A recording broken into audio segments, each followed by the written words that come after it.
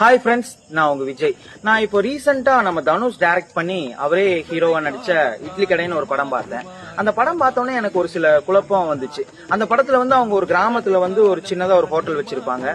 அப்போ தனுஷ் போய் அவங்க அப்பா ராஜ்கிரண் கிட்ட, அப்பா நம்ம இந்த கடையை நெக்ஸ்ட் லெவலுக்கு கொண்டு போகணுங்கும் போது, இல்ல அப்படியெல்லாம் கொண்டு போக கூடாது, நம்ம கடைசி வரைக்கும் இப்படியே தான் இருக்கணும் அப்படின்னு சொல்றாங்க. இத கேட்கும் போது எனக்கு ஒண்ணு தோணுச்சு. சேலம் ஆர்ஆர் பிரியாணின்னு சொல்லி ஒரு பிரியாணி இருக்கு, ஒரு கடை, ரொம்ப ஃபேமஸான கடை, எல்லாத்துக்குமே தெரியும். அவங்க எங்க தெரியுமா ஸ்டார்ட் அப் பண்ணாங்க? ஒரு தள்ளு வண்டி கடையில கையேந்தி போனாதான் அவங்க பிரியாணி போட ஆரம்பிச்சாங்க. ஆனா இன்னைக்கு அவங்க முன்னேறி தமிழ்நாட்டுல அவங்க கடை இல்லாத இடமே கிடையாது, ஒரு ஸ்டார் ஹோட்டல் ரேஞ்சுக்கு அவங்க வந்திருக்காங்க. அவங்க இந்த ராஜ்கிரண் இந்த படத்துல சொன்ன மாதிரி, இல்லப்பா நம்ம இப்படியே தான் இருக்கணும், நம்ம முன்னேறக்கூடாது அப்படின்னு சொல்லியிருந்தா இன்னைக்கு இவ்வளவு பெரிய இடத்துக்கு வந்திருப்பாங்களா? அதாவது வளர்ச்சி இருக்கணும், பழச மறக்க கூடாது, பழமைவாதத்தை மறக்க கூடாது, அதுக்காண்டி வளர்ச்சியையும் யாரும் தடுக்க கூடாது.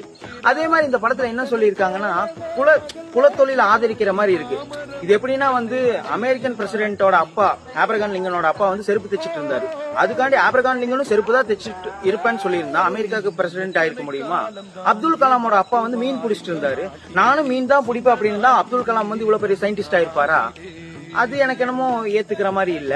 அதே மாதிரி 200 கோடி ரூபாய்க்கு போயஸ் கார்டன்ல பெரிய பங்களா கட்டியிருக்க தனுஷுக்கு வேணா ஃபாரினுக்கு போய் வேலை செய்யறது பெரிய விஷயமா தெரியாது. ஆனா நம்மள மாதிரி நடுத்தர வர்க்கத்துக்கு அது பெரிய விஷயம் தான்.